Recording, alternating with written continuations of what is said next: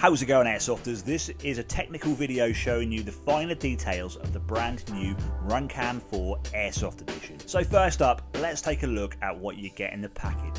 So the Runcam 4 is very similar in aesthetics to the Runcam 2, its predecessor, although it is different in size and will not fit any of the Runcam 2 accessories. You get the standard USB micro cable, which is used for charging the camera, and you can also charge while you record with this camera as well.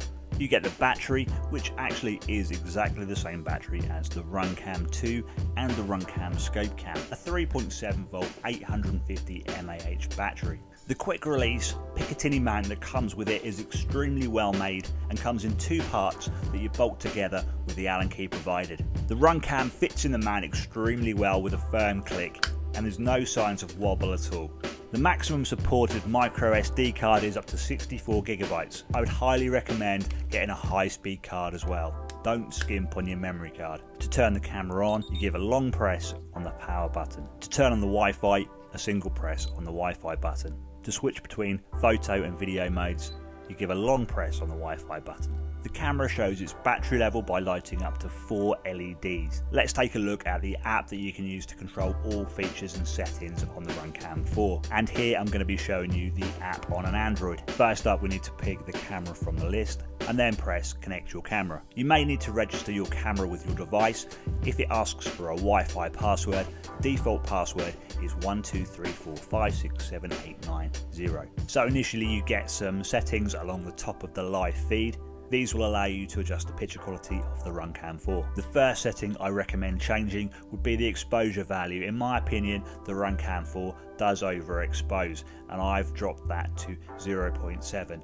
But set it to whatever suits your needs best. I've also changed the metering mode to center, as I found this gives a better picture. One thing I did find on my Samsung Galaxy is that the Android app live feed does corrupt after a short time. This wasn't just a one-off, it happened quite frequently. Hopefully this can be fixed with future app updates. Something else I'd like to see updated with the app is the ability to switch to landscape mode so you can view the live feed in a bigger picture. Resolutions available on this camera are 4K 30 frames per second, 2.7K at 60 frames per second, 1080p at 100 frames per second and 60 frames per second, and also 720p 200 frames per second. With the app as well, the ability is there to view any video files that are stored on the memory card inside the Runcam 4. You can also download them to your smart device should you wish to, for editing or for viewing as well. You can also go into the main settings of the camera to personalize anything that you wish to. Here you can also format the SD card inside the Runcam 4. Next up is the battery test. Which resolution and FPS do you think is going to last the longest?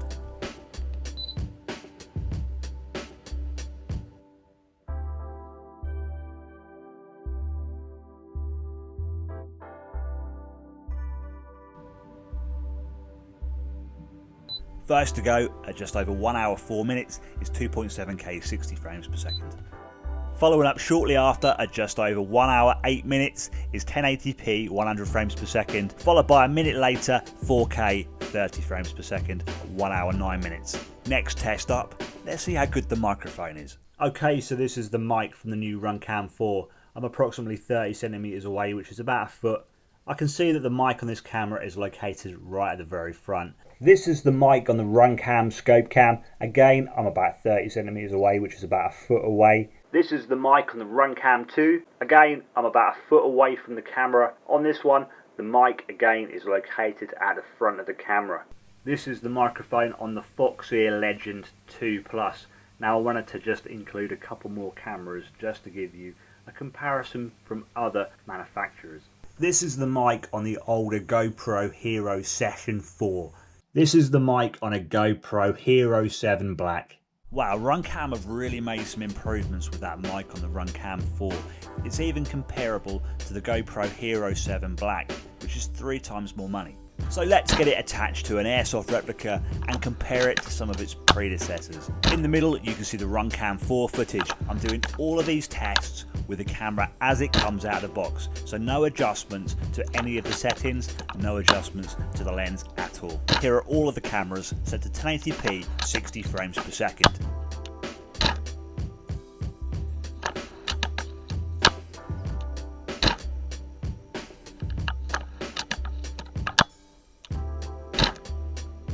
Now we're switching up the Runcam 4 to 100 frames per second. In theory, this should give smoother tracking of the BB.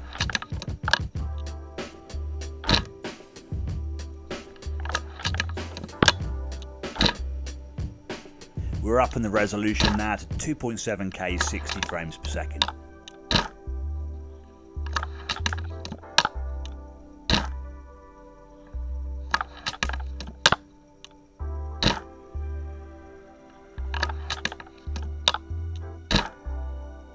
Now the maximum resolution of 4K, but with lower frames per second at 30 FPS.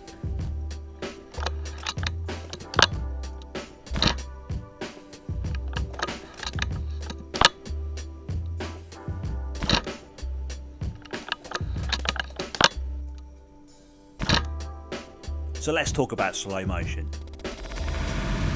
So the higher the frames per second, the smoother the footage will be when you slow it down. Check out the Runcam at 1080p 100 frames per second, how smooth the BB is travelling, compared to the 4K footage at 30 frames per second, where the footage just looks jerky. Higher FPS could look epic if you're slowing down a shot that you made on somebody. The downside to higher frames per second is that you need more light coming into the camera, so this can be quite tricky in darker areas like dark woodlands or dark buildings.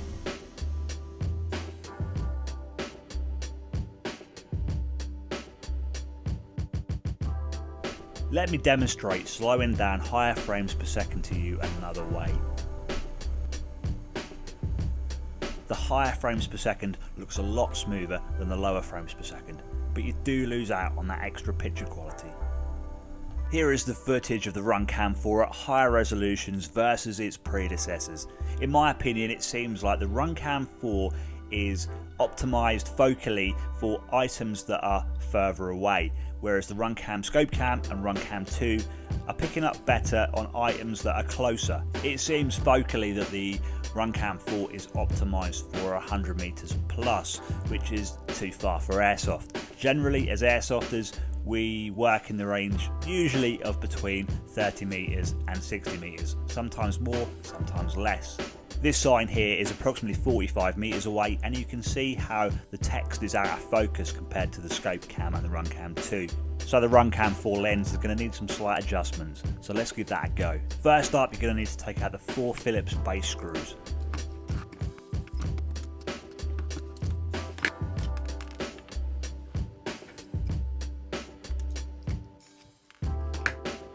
Then the 2 silver Phillips screws that hold the lens sheath on.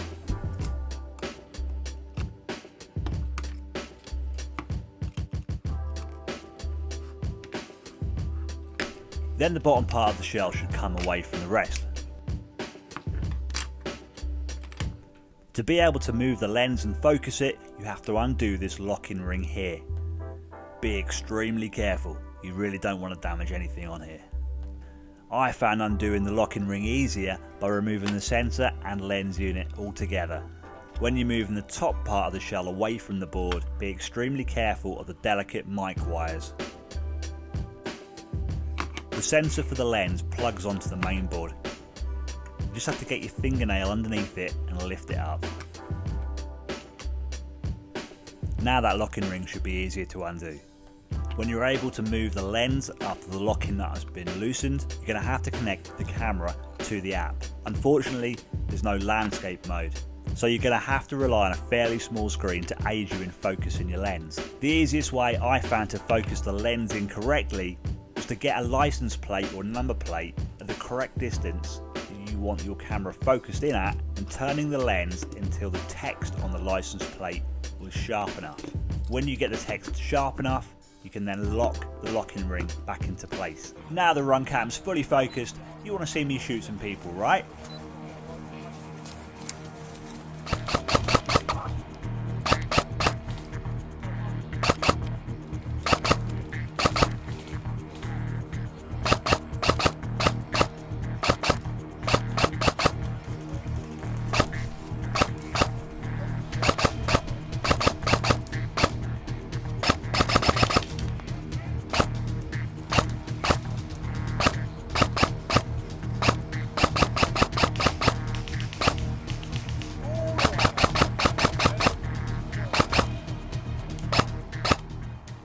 The Runcam 4 retails for about $180 US, which is about 140 of your Great British pounds.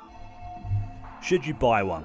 Well, if you're striving to get the best quality ScopeCam picture you can, and if you don't mind adjusting some settings and maybe having to do some internal work on the lens, then yes, this is now going to be my go-to camera because I'm extremely happy with the way I've got it set up now and the way the picture quality is. Will you be changing out your old ScopeCam for the Runcam 4? Let me know below in the comments if you do. Also, if you have any questions, feel free to ask them below as well.